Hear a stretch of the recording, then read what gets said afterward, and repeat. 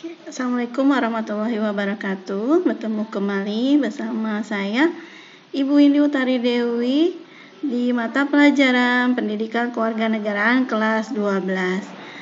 Apa kabar anak-anakku sekalian? Semoga semuanya dalam lindungan Allah Subhanahu wa taala. Dan kita terhindar dari mara bahaya dan juga diberikan kesehatan. Nah, untuk pembelajaran hari ini merupakan sambungan dari bab di kelas 12, yaitu pengaruh kemajuan iptek terhadap NKRI. Sebelum kita memulai pembelajaran, marilah kita bersama-sama berdoa terlebih dahulu agar materi yang kita dapatkan hari ini bermanfaat untuk kita semua dan dapat diserap oleh kita dan diimplementasikan dalam kehidupan kita sehari-hari. Mari anak-anakku kita berdoa terlebih dahulu kepada Tuhan Yang Maha Esa. Sekarang berdoa menurut agama dan kepercayaannya masing-masing. Berdoa mulai.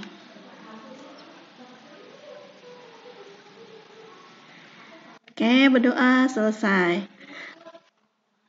Anak-anakku sekalian, untuk pembelajaran hari ini yaitu pengaruh kemajuan iptek terhadap NKRI. Nah, ini adalah kompetensi inti ya. Kompetensi 1 dan 2. Kompetensi yang pertama adalah untuk kompetensi inti religius, yang kedua adalah sosial. Kemudian yang ketiga adalah untuk kompetensi pengetahuan dan yang keempat adalah keterampilan. Nah, ini adalah kompetensi dasar yang akan kalian dapatkan di selama pembelajaran hari ini ya. Nah, yang pertama untuk kompetensi pengetahuannya adalah mengidentifikasi pengaruh kemajuan ilmu pengetahuan dan teknologi terhadap negara dalam bingkai Bhinneka Tunggal Ika. Nah, untuk kompetensi keterampilannya, kalian harus mempresentasikan hasil identifikasi pengaruh kemajuan ilmu pengetahuan dan teknologi terhadap negara dalam bingkai Bhinneka Tunggal Ika. Nah, itu kompetensi dasar yang harus kalian miliki. Nah, ini adalah IPK atau indikatornya ya. Indikatornya adalah mengidentifikasi pengaruh positif terhadap positif iptek, kemajuan iptek dalam aspek politik, aspek ekonomi, sosial budaya, kemudian aspek positif pertahanan keamanan, dan juga nanti kita akan mempelajari IPK-nya yaitu pengaruh negatif dari aspek politik, ekonomi, sosial budaya, hankam ya.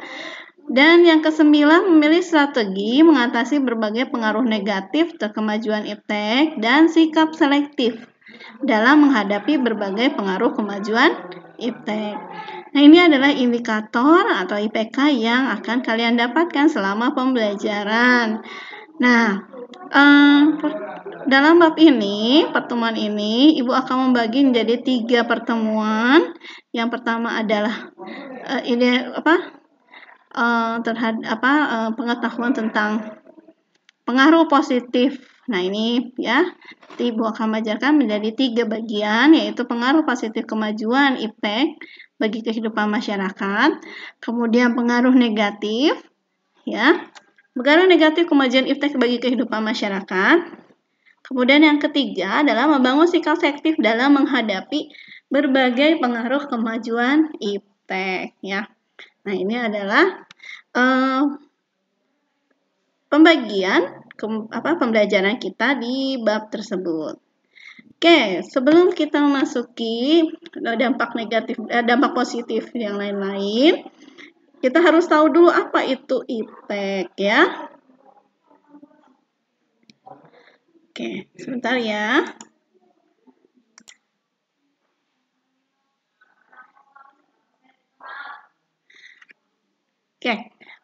Untuk ini kalian harus tahu dulu apa itu iptek ya.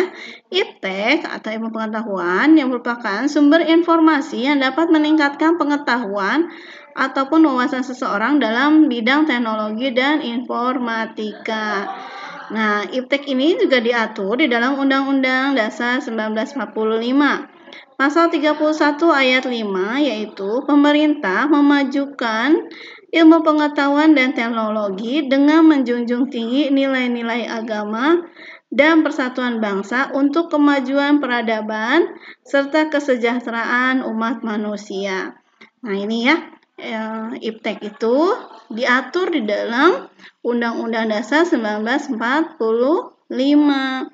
Nah, dan tidak boleh IPTEK itu melanggar nilai-nilai agama dan apalagi sampai menimbulkan perpecahan bangsa, ya, karena bertentangan dengan Undang-Undang Dasar 1945.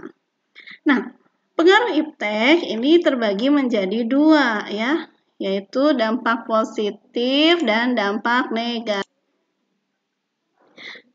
Dampak positif dan dampak negatif ini ya. Nah, ya, Ibu akan menjelaskan yaitu dampak positif di dalam perkembangan IPTEK. Dampak positif dalam aspek politik. Nah, ini. Yang pertama adanya keterbukaan ya. Nah, keterbukaan ini lebih kepada setiap informasi yang ada di dalam kegiatan perpolitikan, baik di dalam negeri maupun di luar negeri, itu adanya keterbukaan. Karena apa? Karena dengan kemajuan IPTEK, informasi yang kita mau, yang kita harapkan, yang kita cari, itu dapat mudah sekali kita dapatkan. Contohnya misalnya tentang pemilihan umum. Pemilihan umum presiden, misalnya kita pengen tahu nih, tax and properties dari calon presiden atau calon gubernur atau calon wali kota. Nah, itu bisa kita lihat dari internet, baik dari medsos atau yang lain-lain ya. Nah, sehingga kita mengetahui tokoh-tokoh tersebut memiliki visi dan misi apa terhadap Indonesia itu ya. Nah, itulah keterbukaan. Nah, dari keterbukaan yaitu mengeluarkan informasi dan harus memberikan informasi kepada masyarakat, dan sehingga masyarakat mengetahui apa saja yang terjadi di dalam perpolitikan, maka adanya kontrol sosial. Sehingga masyarakat melihat dan mampu untuk mengevaluasi atau mengkritisi jalannya pemerintahan itu ya. Nah, contoh misalnya suatu daerah A membuat kebijakan tentang pejalan kaki. Nah, kebijakan ini disebarkan di dalam media sosial atau di dalam website resmi dari pemerintah daerah tersebut.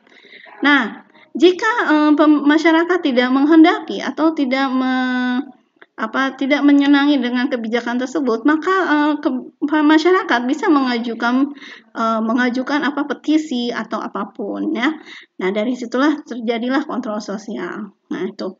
Kemudian yang kedua adalah dampak positifnya, yaitu adanya kebebasan hidup. Nah, kebebasan ini adalah kebebasan untuk memilih siapapun atau menghendaki apapun yang diingini oleh seseorang dalam hal politik. Contoh misalnya kebebasan untuk memilih kandidat calon presiden, calon gubernur, siapa yang dia inginkan ya. Nah, itu. Bahkan kebebasan untuk menentukan kualitas hidupnya pun itu menjadi dampak positif juga. Tuh ya. Nah, dengan adanya kontrol sosial dari masyarakat, kemudian adanya kebebasan dari masyarakat untuk memilih, bahkan untuk menyampaikan pendapatnya mereka, maka terciptalah yang namanya pemerintahan demokratis ya. Nah, pemerintahan demokratis di sini itu berasal kata dari demokrasi, yang artinya pemerintahan dari rakyat, oleh rakyat, dan untuk rakyat. Tuh.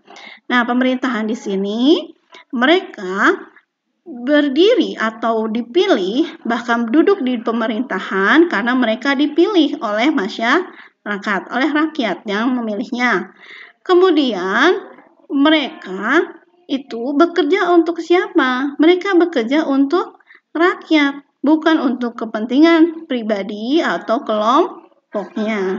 Nah, jika pemerintah menjalankan prinsip tersebut, prinsip demokrasi, ya, maka pemerintahan yang ada di negara tersebut atau di Indonesia ya akan menjadi negara yang demokratis.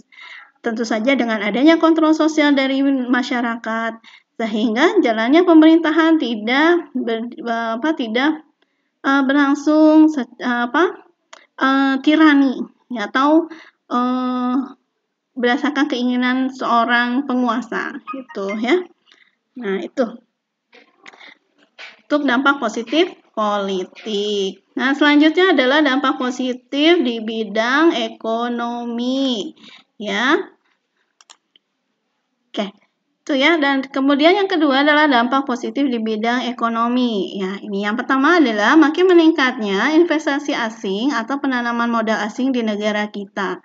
Ya, dengan adanya internet, dengan adanya website, adanya medsos, maka kita bisa mempromosikan negara kita ke negara-negara lain, kepada investor dan lain-lain, sehingga mereka dengan melihat kekayaan alam kemudian dan kekayaan SDM kita, maka mereka interest atau tertarik untuk menanamkan modalnya di negara kita ya.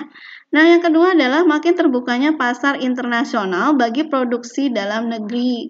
Nah, dengan adanya media sosial kita bisa memberikan atau mempromosikan hasil-hasil produk kita di dunia internet atau di dunia maya ya, medsos, produk-produk hasil buatan kita, sehingga pasar penjualan kita tidak hanya pasar lokal saja, tapi juga pasar internasional. Tuh, tentu saja harus dengan meningkatkan kualitas produk-produk kita ya. Yang ketiga adalah mendorong para pengusaha untuk meningkatkan efisiensi dan menghilangkan biaya tinggi. Nih, ya, dengan efisiensi pengusaha dengan efisiensi atau menghemat sehingga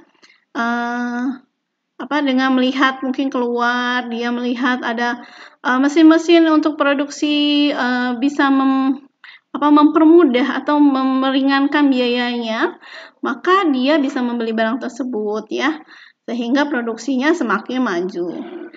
Kemudian yang keempat yaitu meningkatkan kesempatan kerja dan devisa negara. Dengan adanya iptek kita bisa mengetahui adanya lowongan kerja di luar negeri. Kemudian atau juga misalnya freelance seperti itu.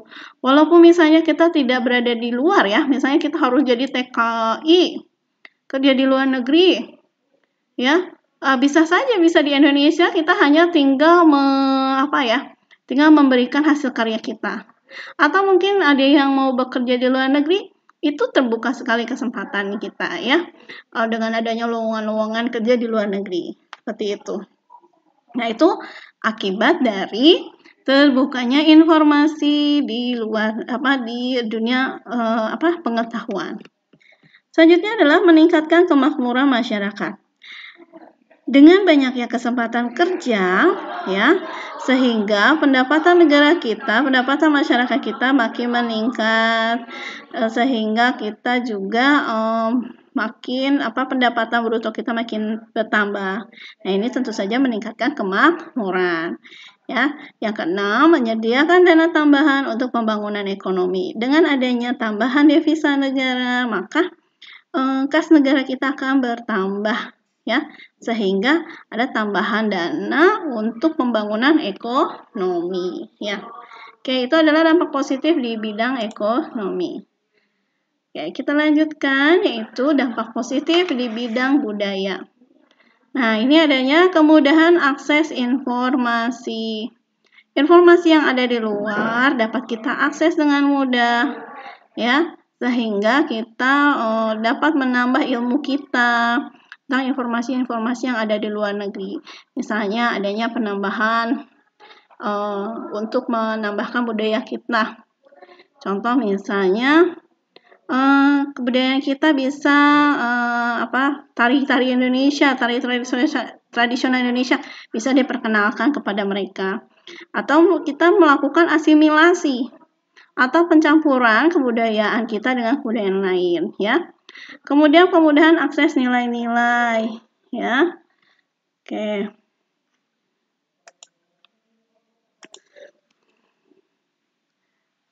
Oke, selanjutnya adalah kemudahan akses nilai-nilai, ya, apakah nilai moral, nilai kesopanan, nilai estetik.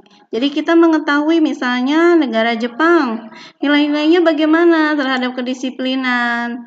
Kemudian dibandingkan dengan negara kita. Nah, itu nilai-nilai yang baik bisa kita ambil dan dijadikan contoh, tapi nilai yang buruk tidak boleh kita jadikan contoh, ya. Kemudian yaitu kemudahan kebiasaan atau etos, ya. Kebiasaan-kebiasaan yang baik, misalnya dalam hal pekerjaan, kebiasaan selalu on time, selalu disiplin, itu bisa kita dapatkan, bisa kita akses, bisa kita ambil melalui dunia maya, ya, melalui internet. Jadi kita tahu orang Jepang, orang Eropa itu etos kerjanya bagaimana? Dia harus disiplin, harus on time, harus memenuhi target seperti itu. Tidak boleh misalnya pekerja itu nanti ditunda dulu atau bagaimana, ya. Sehingga kalau misalnya kita sudah terbiasa dengan etos kerja mereka, maka ketika kita nanti ada kesempatan untuk bekerja di negara mereka, itu juga sudah terbiasa, ya. Nah, itu adalah dampak positif dinilai budaya. Nah, selanjutnya adalah dampak positif di bidang hukum dan HANKAM.